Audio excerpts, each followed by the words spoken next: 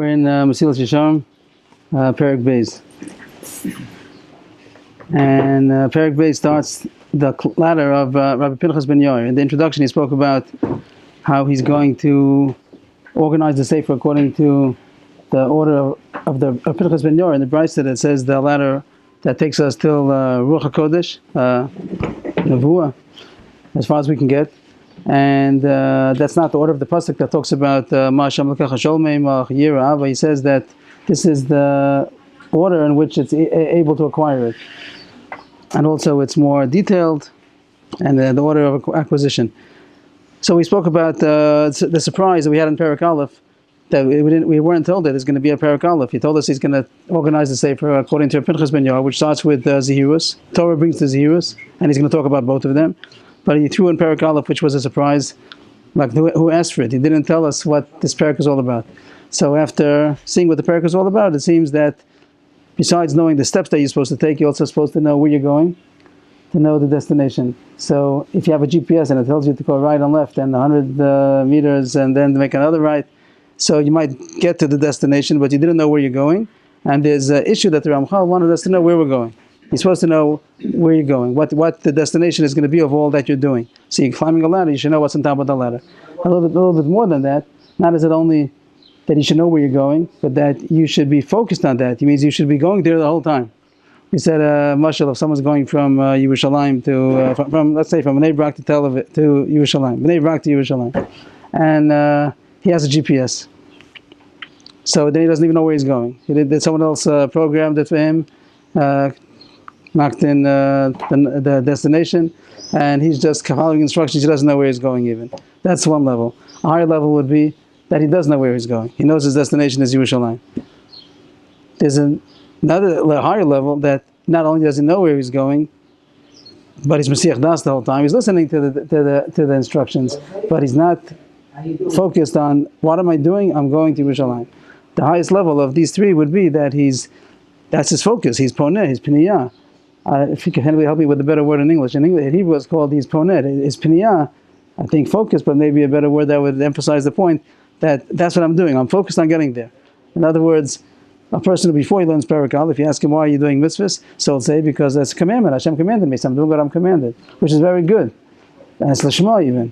But there's a higher level that he's also connecting to where Hashem wants him to get. You ask him what he's doing. Hashem made me that I should be davek in Him, I should be clinging to Him. That's the purpose of this whole world. So I'm actively trying to do that. Yishtadeli davek bo. How am I doing that? By doing the mitzvahs. So in the mashal of the driver in the car, both of them are driving the same thing. But one of them is listening to instructions. One of them listening to instruction and knows where he's going.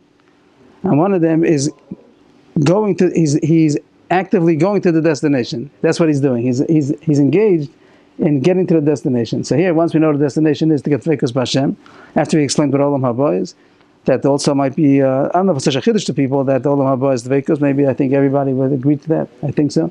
But the point that he makes is that that's very important for us to be engaged in it. We're engaged in getting Dveikus B'Hashem.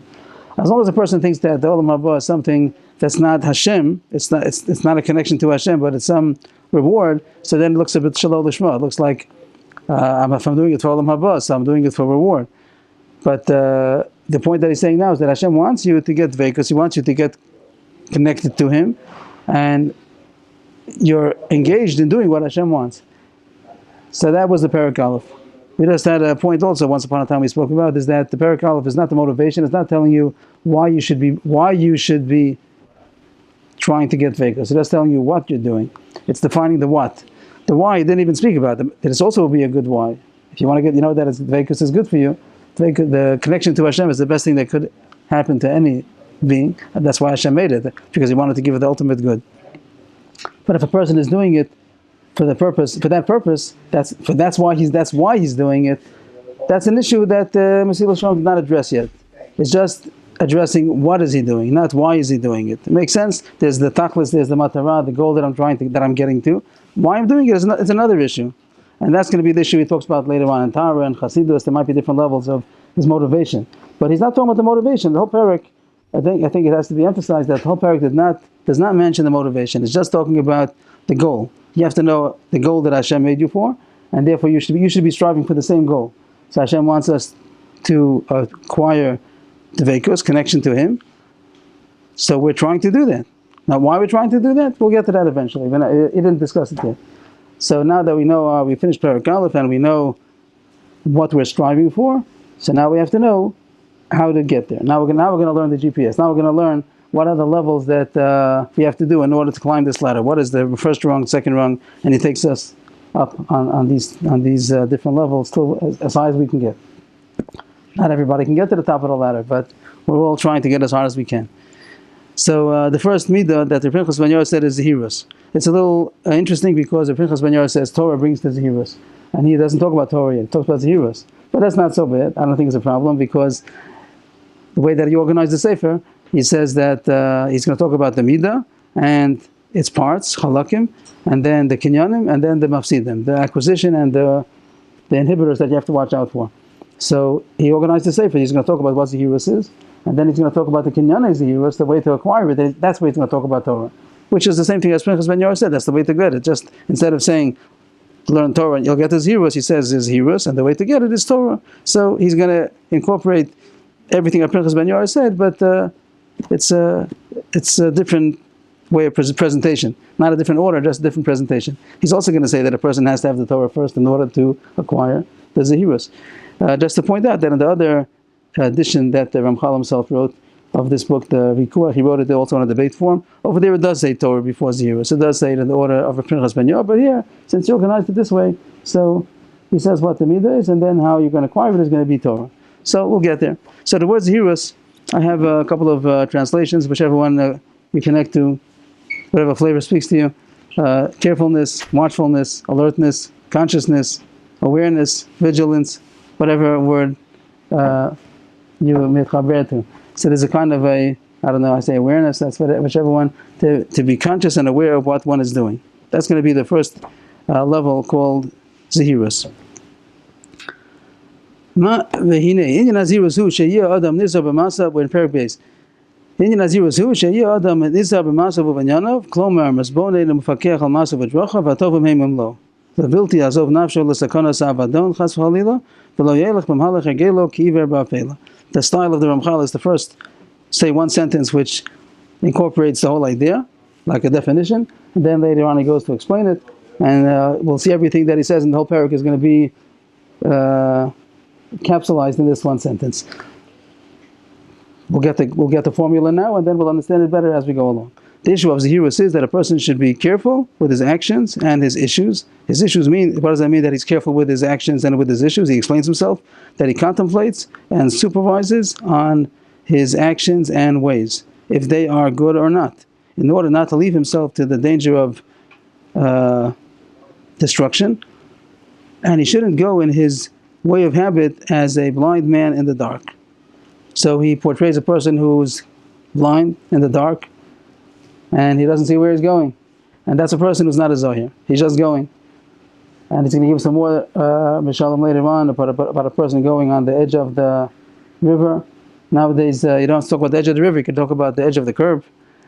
He was in Padua, so they didn't have the streets and the train tracks. They had, when you want to talk about falling off the edge, so he talked about the river.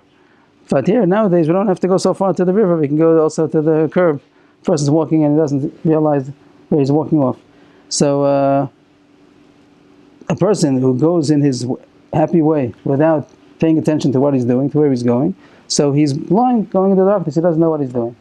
Is he doing right? Is he doing wrong? And he says here that there's a sakanat ha'avadon, there's a danger of destruction. There's nobody that's going to close his eyes when he's going in the street or going by the Sfas HaNoar, because people realize that they don't want to fall into the water, they don't want to go onto the train tracks, they don't want to fall into the street. But we find the interesting thing that people are not Zehirim. As far as mitzvahs, as far as people's going on their path of life, they're not Zehirim. And that's a big wonder. Why are people going in life without paying attention to where they're going? It would seem like something which is very natural. And he's going to present us now that in the Bria, in creation, we see that Hashem made it to be instinct, that all animals, all living beings, they take care of themselves. And a human being is some strange creature that doesn't take care of himself. That's going to be a question that has to be answered. Why is it so?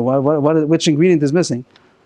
So we don't. So even in human beings, we also find that they take care of themselves. They have an instinct to take care of themselves and run away from danger.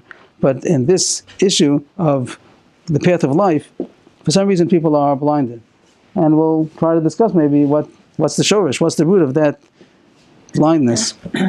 They think they are taking care of themselves because they're in the material world, and they're all focused on the material world. They're not copying the spiritual part of life.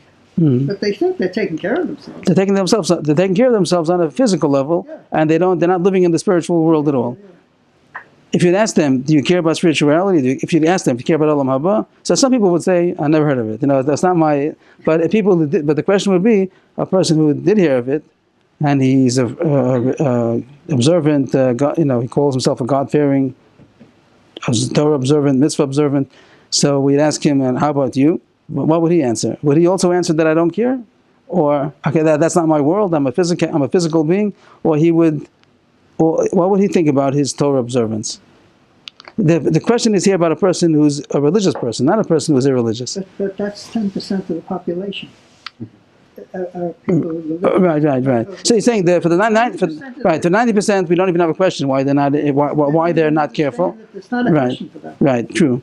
So that's the problem. Right, but no, he's talking to the problem of the 10%. He's addressing the 90%. They're not even listening to him. So we're talking about the 10% who are Torah observant, and he's asking them, "You're spiritual. You agree that they're spiritual. You agree to mitzvahs. You know all these basic precepts. So why are you not looking where you're going?" So that's a kasha. If you agree that there's a law, there's Torah, mitzvahs, commandments. So aren't you? And you know that the result is going to be detrimental, however you picture the detriments. So why are you not looking where you're going? It would arouse wonder. So we'll go a little bit further and see how he addresses it. So I think that the first sentence alone would be a capsule formula of the whole parak. But of course, as he explains it, we'll find more depth in these words. This is something that common sense dictates. He says that it's not a big chiddush. Anybody should figure it out.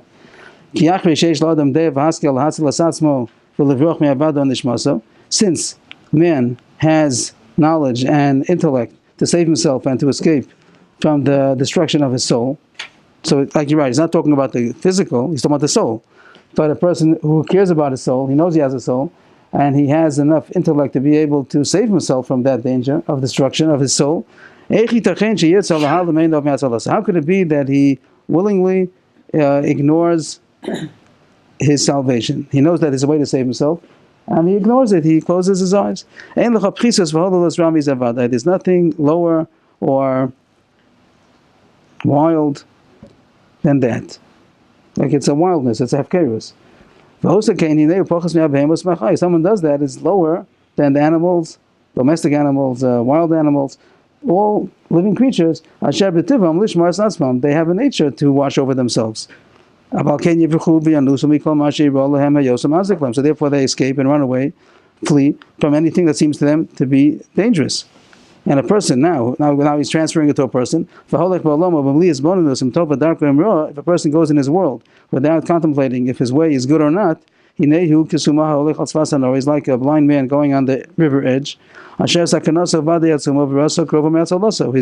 in a very dangerous position, and there's more chance that he's going to end up in a bad situation than in a good situation. There's more than 50% that he's going to fall in.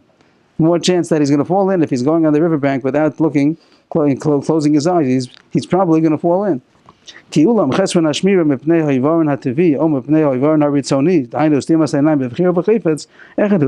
there's no difference between the natural blindness or the willful blindness, which means a person closes his eyes. If a person is blind and going on the riverbank, or a person can see, he has the ability to see, but he's closing his eyes, it's all the same. He might think that since I could see, so I could open up my eyes at any time, but he's wrong because he doesn't know when to open it up. He thinks that I have the potential to see where I'm going, so I'm safer than the blind man. But he's mistaken because he doesn't know when to open his eyes and when he made the wrong move. So that's his general introduction to the subject, that there's a danger, and if you don't look where you're going, you're probably going to fall into that danger. So, on a physical level, as you said, people are careful. Some people do cross the the train tracks or the highway, hoping for the best, and that's recklessness. And we'll get to that one day also about people who do that. But now we're talking about a person who, in his physicality, he would take care of himself, but for some reason he's ignoring his spirituality.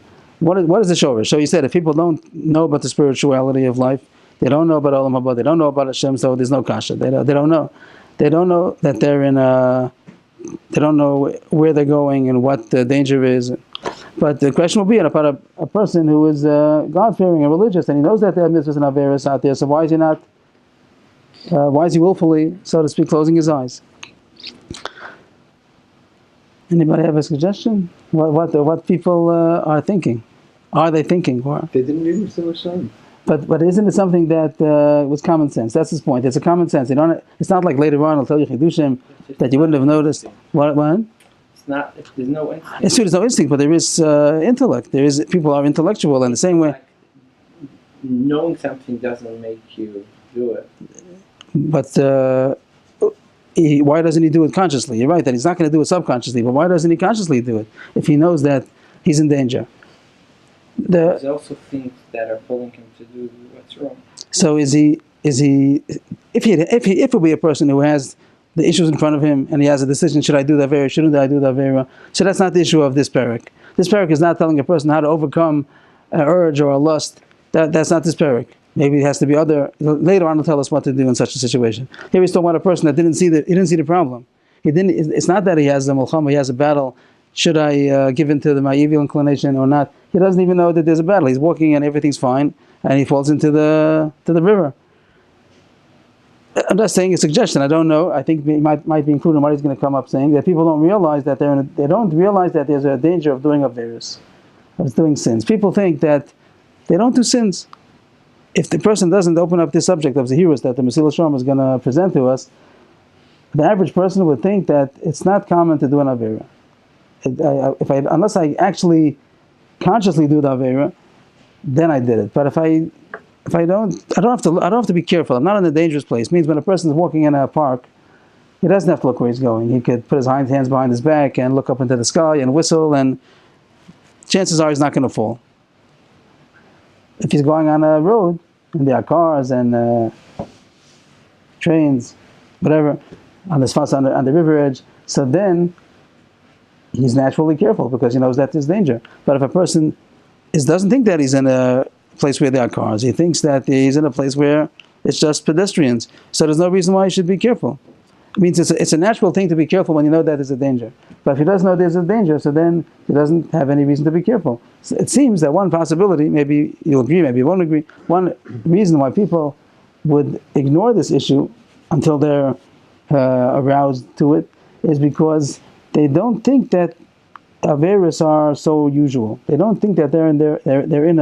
They don't realize that they're in danger. Right. Well, not because they don't think that one person who doesn't know about the whole issue about averos. So it's not an issue. Averos, sins are not an issue. But even a person who knows there is such a thing as an avera, he doesn't think that it has anything to do with him. He doesn't think he's going to fall in unless he jumps in. He doesn't think that averos are all around. He doesn't think that there's a Yetzer Hara who's trying to catch him unknowingly. He thinks that when the Yetzer Hara wants to pull him in, he's going to tap him on the shoulder, tell him, here I am, I'm the Yetzer Hara. However you picture the evil inclination, however he's garbed, whatever picture you have, he comes and says, I'm the Yetzer Hara, and I'd like to sell you my... and then the Yetzer Tov comes, dressed however he is, and he tells you, no, let me tell you another side of the picture. People think that they're going to be consciously aware when the temptation or the inclination for sin comes. They don't think that they're in a... If no one's tapping them on the shoulder and telling them, I'm your Yetzer Hara, and I'd like to sell you an avera, so they don't think that they're in danger. So therefore, they're not going to be naturally conscious or aware. So here is this only question of averos, or is this question from I want to go to a higher place and to do what Kodesh Baruch Hu wants me to do?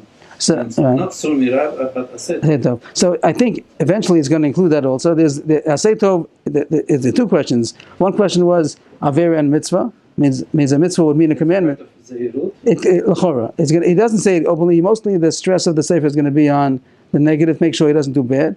But once we finish the whole issue of Zehirus, and the next one is Rizus, we're going to see that he left out or he mentioned it very subtly that the issue of Zahirus also has to do with making sure that you see the mitzvah available. If we say the mashal about the person in the park, he doesn't think there's any danger, so he has his hands behind his back and he's looking up in the sky and whistling, everything's fine. But there might be an issue that there might be a bore, there might be a pit right in front of him. You have to make sure you don't fall in. And also, there are also diamonds that are scattered around. And if he's looking up in the sky, he's going to enjoy the sky, but he's not going to see the diamonds. So it's the same way a person goes in the world, there are pitfalls that he might fall in. Those are averos. And there also are diamonds, the mitzvahs that are available. And if he's not going to be aware, he's going to miss them also. So that's a proper question. Because your sample about the GPS, it's more a question, I want to know where I'm going to. And watch my code and what's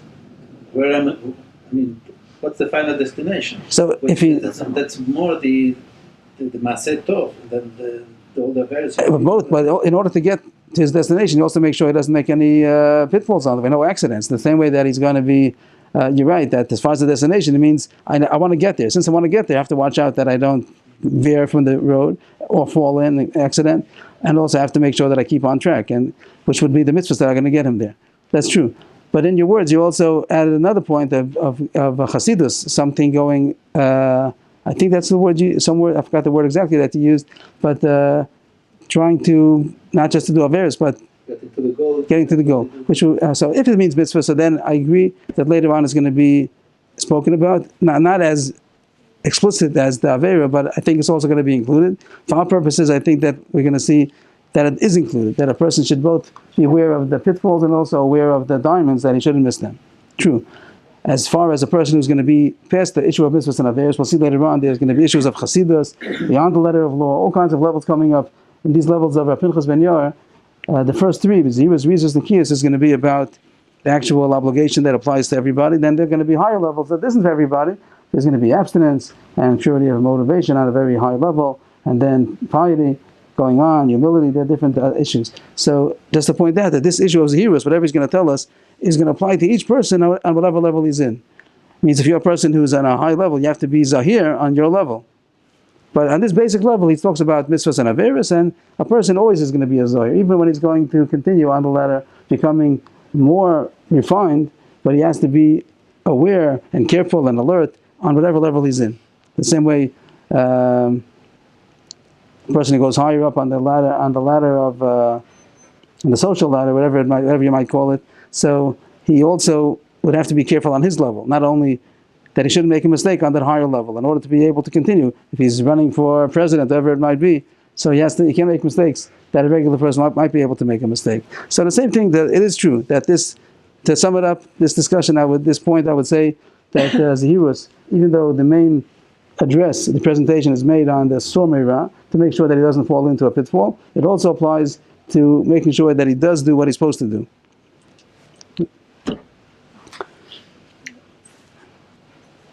I'm not sure that that the concept of Olam Haba is presented as it's a connection with the Eibishter. I think most people think that there's some kind of a reward. They'll use the word reward, but they don't make the divik, the connection.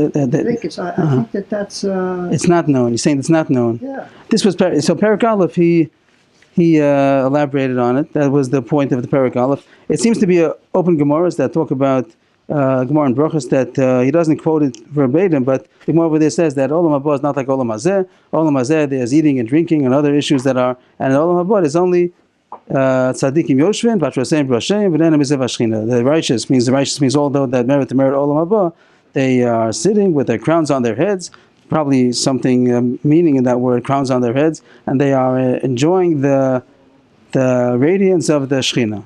So that means there's some connection to the Shechina. And the Ramchal, not on this sefer, but on the other forum, Das Tunis talks about the pasuk about Yeshua Yishorim Espanecha, Ni'imos B'mincha Netzach. It talks about all kinds of connections to Hashem, which brings other psukim that are Az Tisanagal Hashem.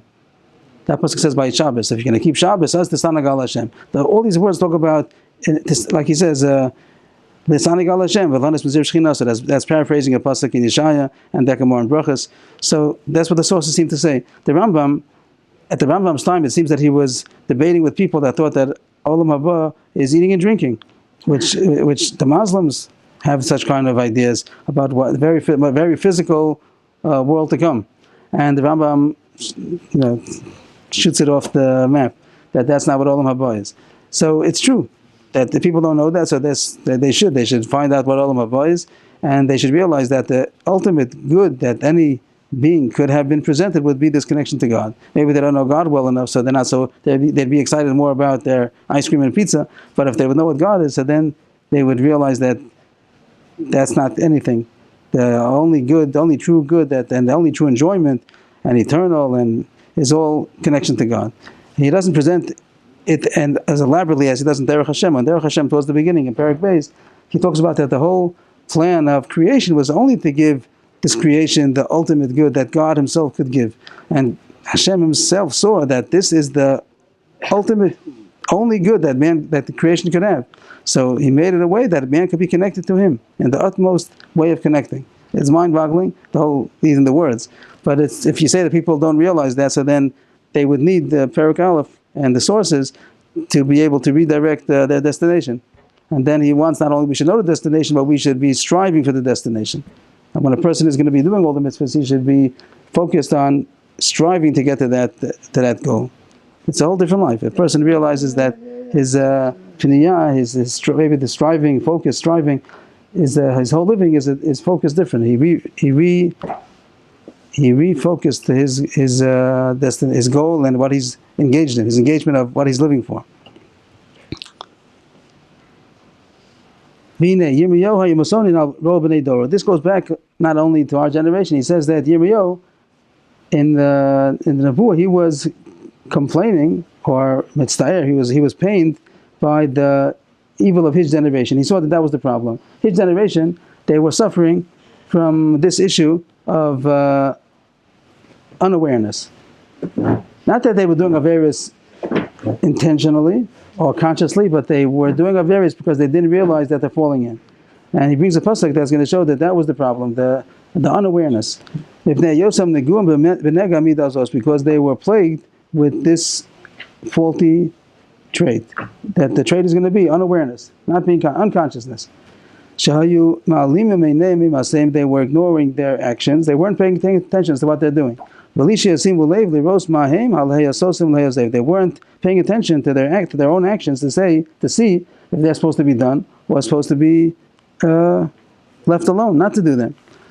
What do you see at the pasuk in Yirmiyah that presents this problem? There's nobody who is regretting his evil, saying, "What have I done?" Not that they knew that they did evil and they didn't care. They didn't contemplate the fact that they didn't rethink, what have I done?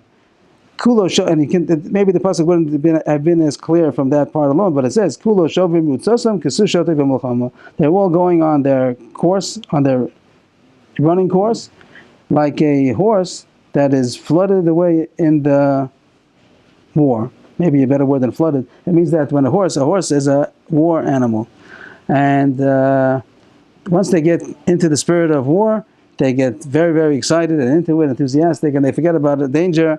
And the pasuk in Iyov also describes the war once he gets excited. You see this sometimes. If anybody's seen, even from a distance, to see the police horses when they're at a riot or something. So the horses, they can't stand still. The pasuk says about them, Lo yamen lekol shofar. When there's a siren, like some kind of a war siren, so they can't stand still. They get all excited. You see the horses that they're jumping up and down.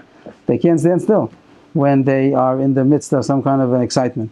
So they're not thinking anymore. They're already on the course. They don't see anything. They're not scared. Other animals, if you take donkeys to war, I think it would be a different, or even elephants that they use at certain times, the results weren't as effective as the horse, because they're made for the purpose of war. I mean, some horses, I guess.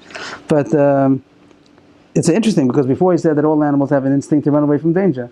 But there's only when the horse gets crazed by the war, so then he's off. And the only mashal that Yirmiyah could have found for a person who's not thinking what he's doing, he's just going, flying, there's a horse in the midst of war.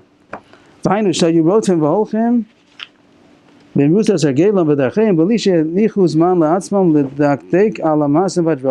that they were running in the course of their habit and of their way. It means it doesn't mean literally running, but it means that they were running in their habit. They were just doing as their habit pulled them, without giving themselves time to scrutinize their actions and ways.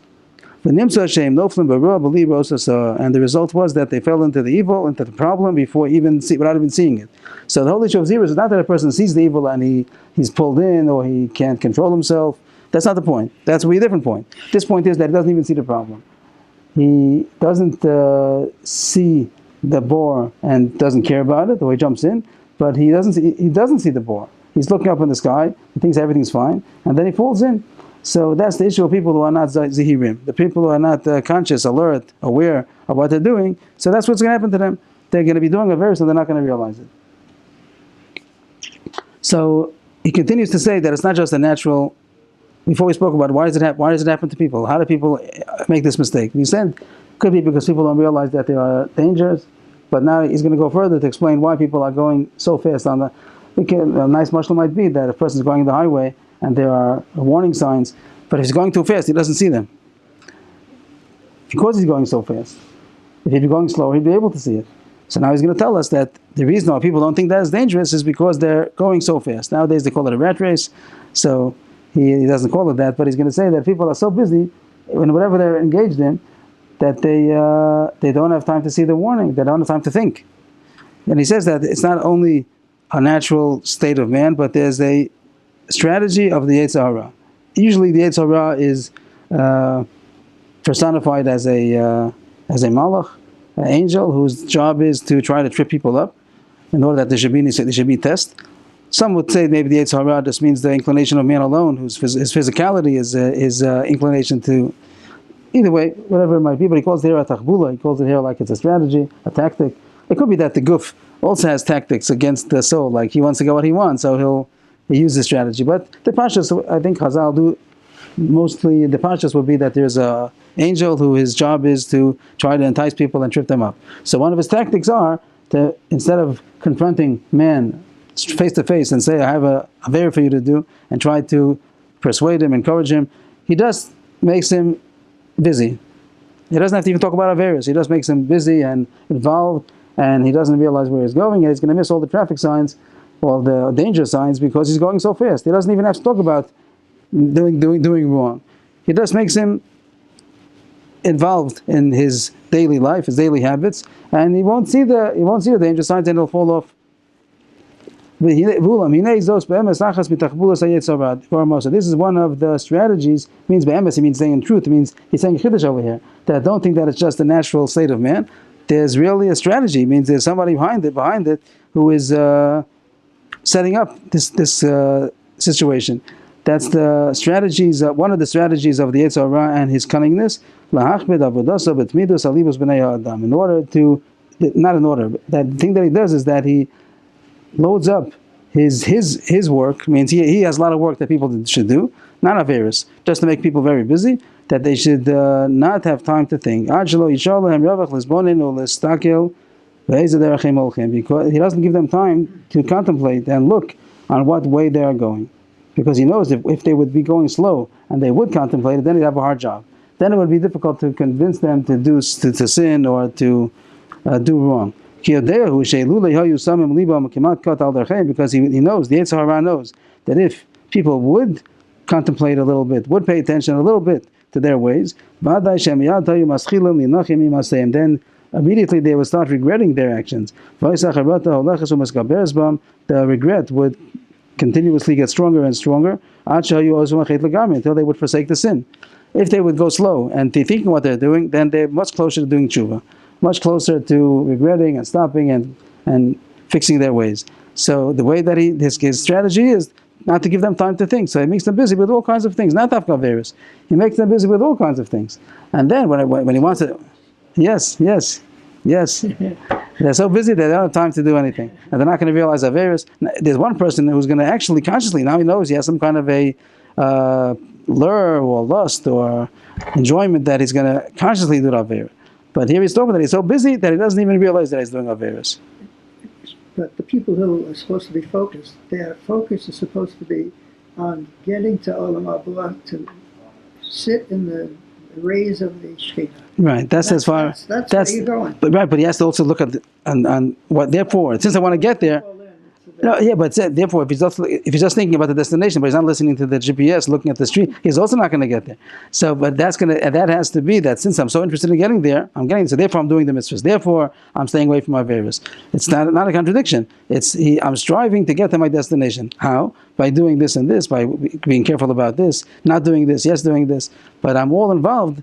He wants you to be involved in this, and to know the destination that you're getting to. That's the Perek Aleph. But here he's talking about people that they don't think they're the problem. They're not thinking. They're not thinking at all. They're busy. And cell phone is a great example, and that's the biggest issue nowadays, as far as I understand.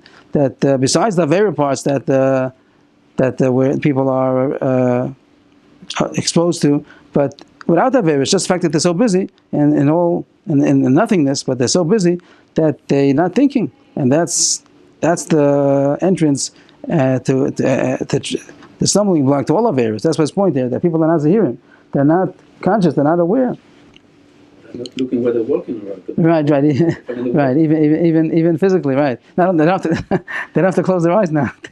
They just look at the cell phone, and they could be walking with their eyes open, but they're not looking at where they're going. Ears are also, Yeah, it's here you even have the physical shmirah that a person should be taking care of himself physically. Also, people are oblivious. It's amazing. Like it's a new, it hasn't been years ago, and now it came in, and people are taken in by it. He finds a correlation from a case in the Torah where Paro had this idea. And the Midrashim do compare Paro to the Yetzer Hara. There are some places where it compares the Nachash, the serpent, to the Yetzer Hara. Sometimes the Paro is a symbol of the Yetzer Hara, the evil inclination. So Paro, he saw that the people wanted to. Moshe Rabbeinu came and he asked that they should go for 3 days, and he said that it should be increase in the work. What was his idea? So he says openly that they increase the workload on these people, and they should be doing it, and they shouldn't be turning themselves to these issues. That they shouldn't be thinking about going out. Not that he's going to make better guards, or he makes that they should be so busy they shouldn't have time to think. So that's mamish the point. He's saying that's the strategy of the Yetzer Hara, to make people so busy they have no time to think. His intention was they shouldn't have any time. In order that they shouldn't think about it or make some plan against them to be able to revolt if they wanted to leave. They shouldn't even have time. That was the advice, that was the counsel that Paro took, and that's what the Yetzer Hara does. That it makes people so busy they don't think. So we started off talking about why is this so. So we said maybe a suggestion that people don't think that it's dangerous out there. The Sefer seems to be more than that. That there's push. People are running, and since they're running, they don't have time to think. Paro's intention was to disturb them from any kind of contemplation through the unending work. They should be constantly working. They shouldn't have time to think. This is exactly the idea, the advice of the evil inclination upon people, because he's a warrior. He's using tactics. Because he's a man of war, means that he's a man that's going to use tactics. Not a man, as that's to personify. He's cunning. It's impossible to escape his plan only with great wisdom and a great supervision. Hashkafa means that a person is going to supervise himself. He'll be looking at, he'll be studying. So you have to get out of the clutches of the Yetzer Hara. So this is an interesting point, just one of many. It says, Achas b'tachmulos. This is one of the strategies of the Yetzer Hara. The Gra, the Vilna Gaon and Mishlei, says that the Mishlei is divided into 3 parts. The Psukim themselves divided Mishlei Shlomo, then there's the Perek 10 again starts Mishlei Shlomo, and then again I think Perek 25 or around there starts again. I'm not sure of the exact Perek, but he says it's divided into 3, and he says that one of the thirds is, I think the first third, is dedicated to understanding the traps of the Yetzer Hara, Pituyei Yetzer Hara. That to understand, you have to know your enemy. If in the war tactics, you have to. If this is his tactic, you have to realize it. They'll teach in the army. They're going to teach the strategies and how to counter. So he says, realize this is a problem. That your enemy, that's what he's trying to do. He's trying to make you so busy that he shouldn't have time to think. This is what the Navi cries out and says, put your hearts on your ways. Means pay attention to what you're doing. Over there, it's interesting. This sounds like a perfect pasuk. You couldn't get a better pasuk than that.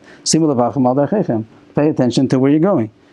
But if you look in the pasuk, it's a bit of a chiddush what the Ramchal took out of it. Over there, it's talking about after the Jews came back from the Babylonian exile, they came back to Eretz Yisrael, and they started building the Beis HaMikdash, and then they were stopped by the government.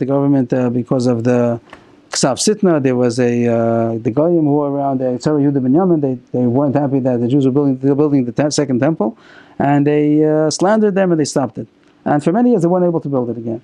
And then the Navi Chagai, it's a very small Navi, one of the 12 books, one of Trei Asar, and he gives Musa to Am Yisrael. He says, you're working hard for your parnasa, and you're not making any money. Like it says, you're investing into a pocket with a hole in it. The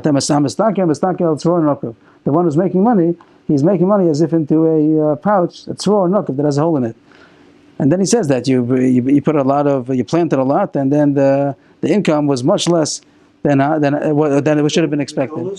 No, they already came back to Eretz Yisrael, and they had started building it. Then they was interrupted for many years, and then he comes to them and he says, "Why are you not aroused to start building?"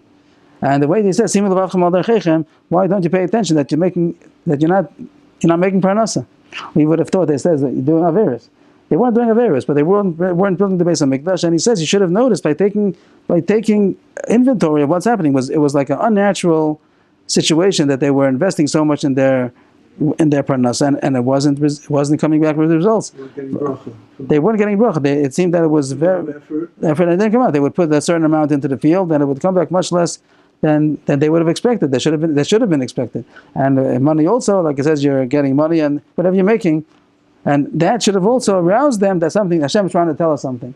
So it's a little bit different than the gist of what we're being told. Telling them, pay attention to your wages, you shouldn't do averis, which is true.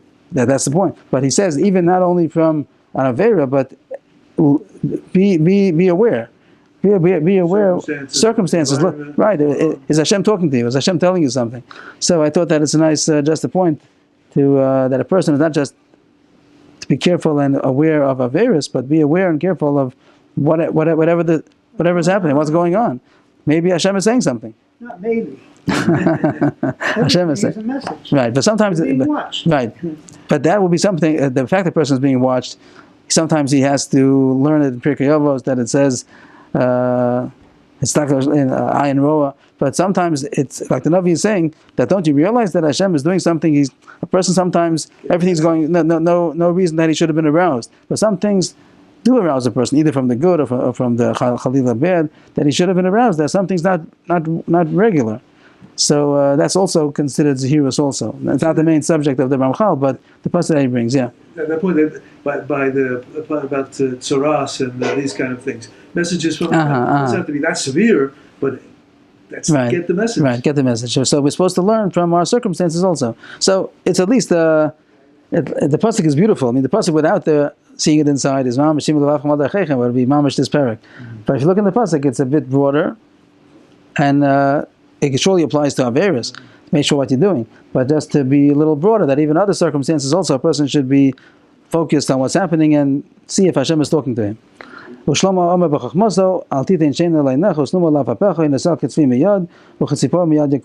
also says in his wisdom and Mishlei, don't give sleep to your eyes or dozing to your eyelids. Save yourselves immediately like a deer and like a bird from the trap. That is a trap, and the deer or the bird that realize it, they have to run away, they have to escape. So you should realize that there's a malchot, that there's a trap here, and escape. So if there's a Yetzer Hara, so pay attention, don't get caught into the trap. Now he brings another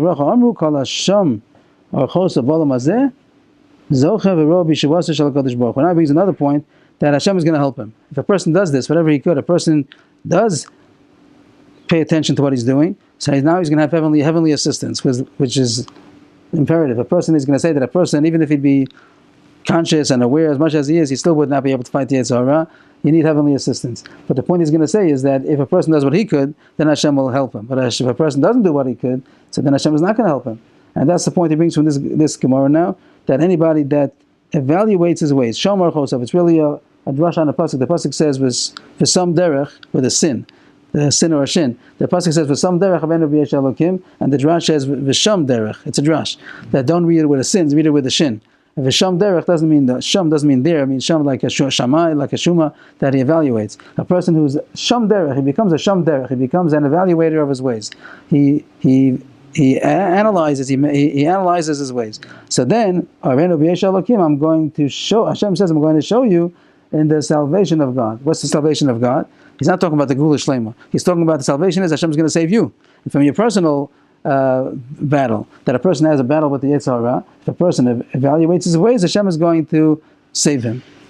And he explains now this point. Upashatu, this is a continuation of what he just said. Upashatu, shafilu empika chadam alatzmo en b'kochali natzal ilalu hakadosh baruch hu ozra. It goes without saying. It's simple that even if a person is going to supervise himself, he's not strong enough to win over the Yetzer Hara if Hashem would not help him. The Yetzer Hara is very strong.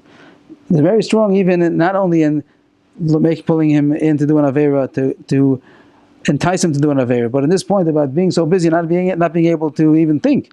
You also even need a godly assistance to be able to slow down and think and realize, where am I going?